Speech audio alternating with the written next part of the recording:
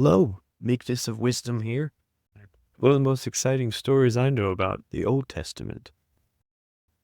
It's a little known story because it happens during the time of King Saul, just before King David. Saul made a lot of mistakes. He went through a lot of pride and selfishness, his selfish ambition and his bitter jealousy took over him. And I thought that really fit well with James 3:13 and 14, knowing that the meekness of wisdom is the opposite of selfish ambition and bitter jealousy. So to illustrate that, I just wanted to share a story today from 1 Samuel chapter 14. And it's a pretty exciting military story about an unlikely victory. But it's about Jonathan. Now, Jonathan was the oldest son of Saul, who was king. So that made Jonathan the prince. That made him the next in line for the kingdom. But it didn't stop Jonathan and Saul both fighting valiantly and leading Israel in battle. Especially important because the Israelites didn't really have swords or spears. They had plowshares and mattock, an axe, a sickle. So they fought with what they had. They were farmers, but there was no blacksmith to be found. This was 1 Samuel 13, the chapter before, in verse 19. Now there was no blacksmith to be found throughout all the land of Israel. For the Philistines said, lest the Hebrews make themselves swords or spears. So the enemy of the Hebrews were the ones that made sure that there was no blacksmiths.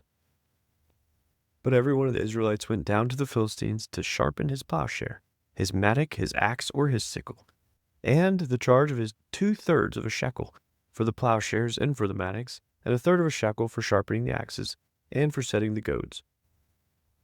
They were the sharp things that poked the oxen and cattle so they could move forward to move the plows through the ground for farming. So on the day of the battle, there was neither sword nor spear found in the hand of any of the people with Saul and Jonathan.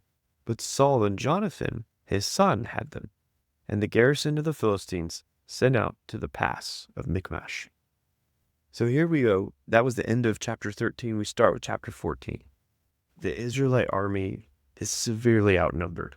Back in the chapter before, in verse 5, they talked about 30,000 chariots, 6,000 horsemen, and troops like the sand on the seashore in multitude.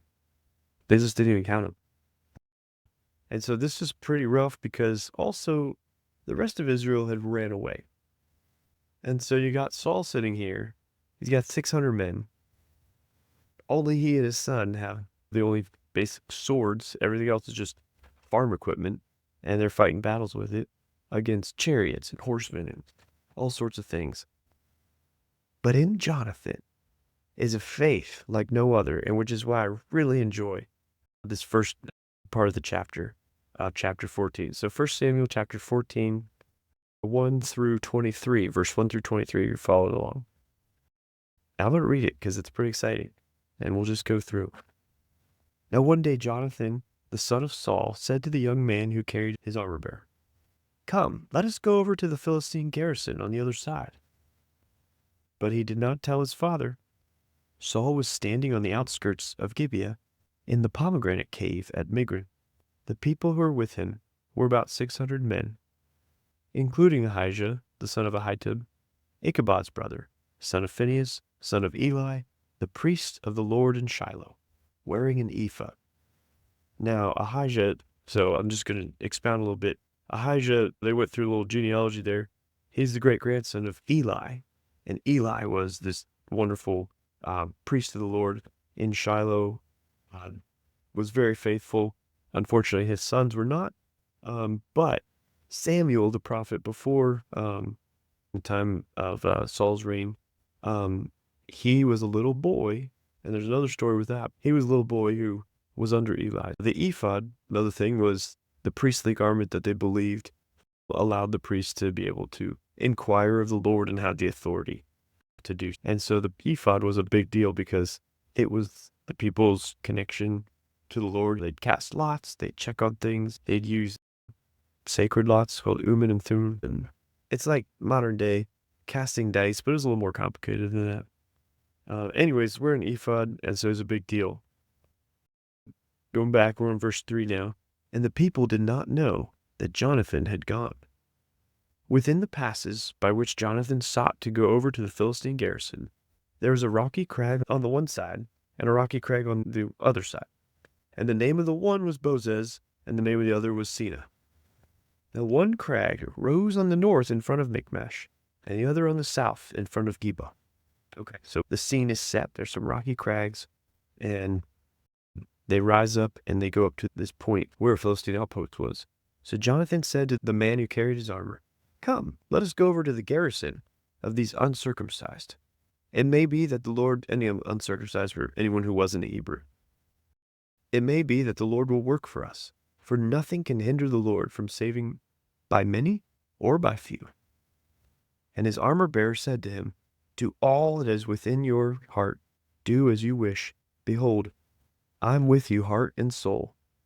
And so not only do you have Jonathan's extreme faith, what's 30,000 chariots? What's 6,000 horsemen? What's more troops than you can count? When it comes to the Lord and the power that's there, he can defeat by many or by few. It's his choice. But ultimately, he reigns. He's powerful and sovereign.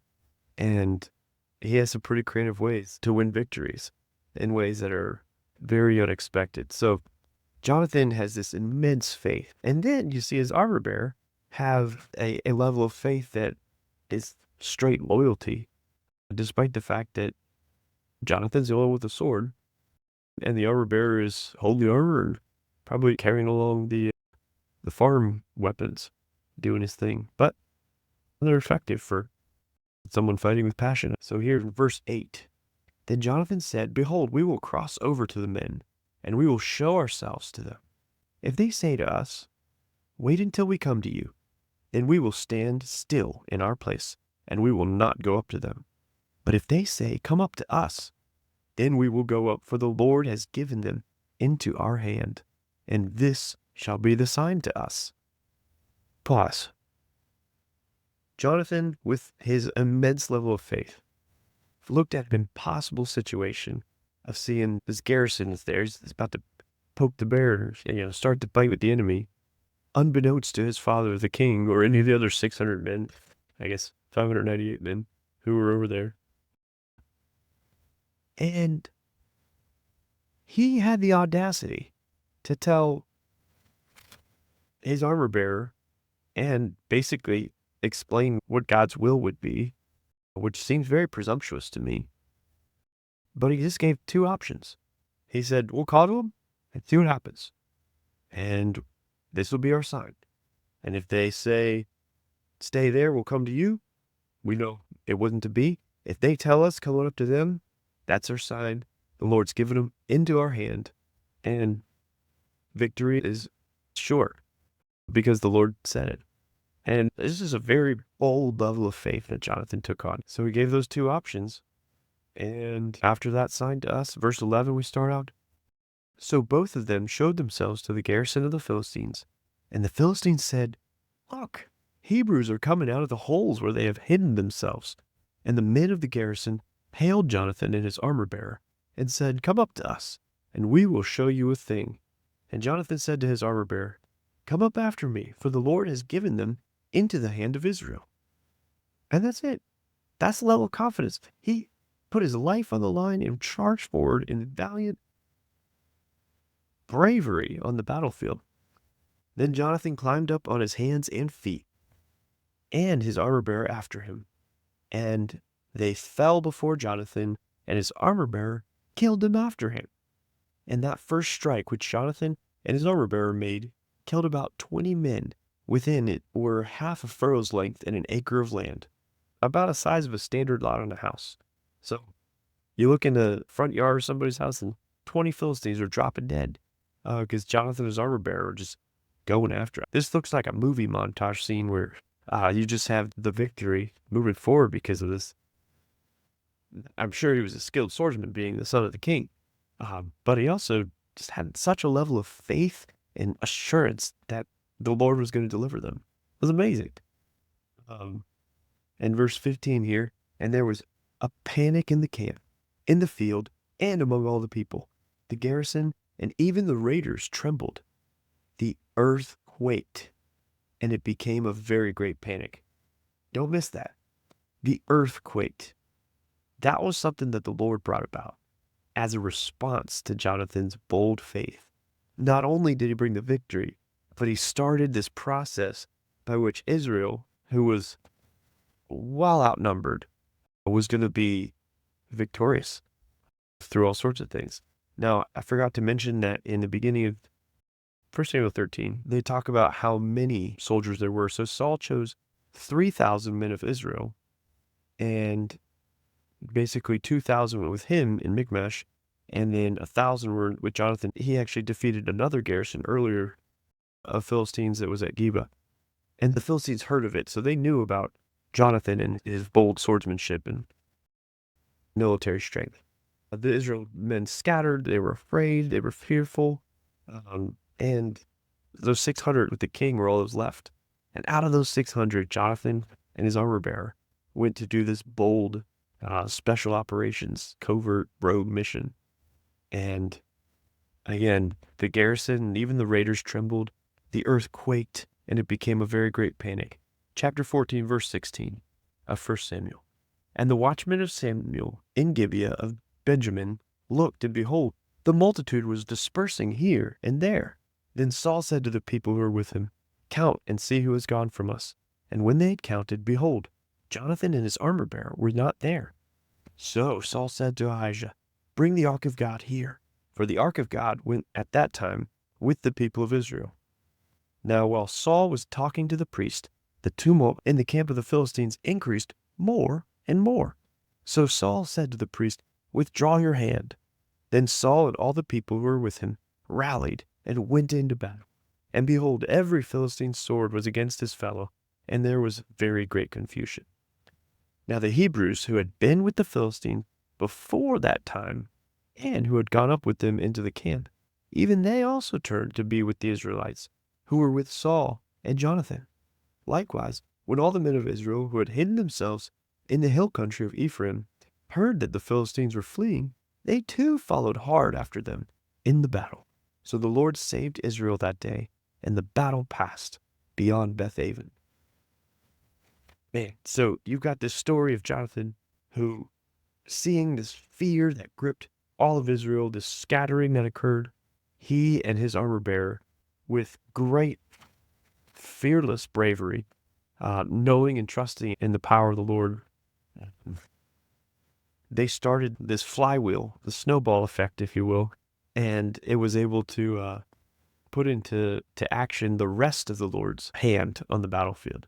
So militarily, they were set to lose, but through this bold act and this 20 Philistines falling at the garrison, the entire Israel army, who had been full of fear, were filled with bravery, and they charged forward, and they watched as the Lord had caused a confusion among the enemy of the people of Israel. They were fighting and attacking themselves. And so the Lord fought that battle for the people of Israel. And through that time, with the Hebrew army, they charged forward. And the rest of the chapter is exciting as well, full of foolishness on King Saul's part, as well as more battle and victories, and some rebuke on Jonathan the son's part toward his father. Because you have a king who is not following the Lord and is doing things impatiently with selfish ambition. Later on, it will be bitter jealousy as well. You got a very impulsive king who takes things into his own hands often. And so I'm excited that this lays the groundwork for Jonathan and his friendship with David later on in the book of 1 Samuel, which I absolutely love. I enjoy studying. 1st and 2nd Samuel are awesome books to read through, full of action, excitement. So anyways, that's a little tidbit there. 1 Samuel 14, verses 1 through 23. Something to chew on. And I hope that the level of faith that you have in whatever great battle that you might be facing matches that of Jonathan's. And I pray that as you seek out the Lord, that you remain faithful, that that you don't tremble, cower in fear, but you move forward seeing where the action can be taken. But in that action, have great faith, knowing that if it comes to asking the Lord for a sign or looking forward to different outcomes, Jonathan, like I said, had a very audacious faith and very audacious plan to move forward and just stir some things up. And the Lord honored it and walked forward. So I think that in any new endeavors, the Lord honors things where there's a small amount of faith given. Even that of a mustard seed, Jesus said, could have the ability to move mountains. I'm excited to continue to share stories like this of faith in the Bible, of where the Lord honored his people as the people honored their Lord, the God in heaven, creator of the universe and sovereign over all things. So this story is a real exciting one I reference often when it comes to faith. I hope you were blessed as well. I'm going to say a prayer here, but I thank you for your time.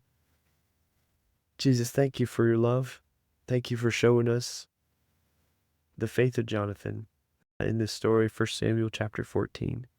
Jesus, I pray for our hearts to be full of the faith that he had, Lord, to look around us and see where people are caught in fear and frozen, paralyzed, not knowing which direction to take, Lord. I pray, Lord, that you walk with us as we take steps forward in faith. Lord, and I pray for ongoing conversation, just like Jonathan had with you, Lord, saying, if it's this way, we're going to do this thing. If it's that way, we're going to do that thing. And that movement forward set in motion this amazing victory that you had already planned. Jesus, thank you for your love and for the ways that you teach us faith and give us faith. Give us more faith today. In Jesus' name, amen. Take care and stay tuned for more. We got some hymns coming along the way, as well as some backstory and history behind them.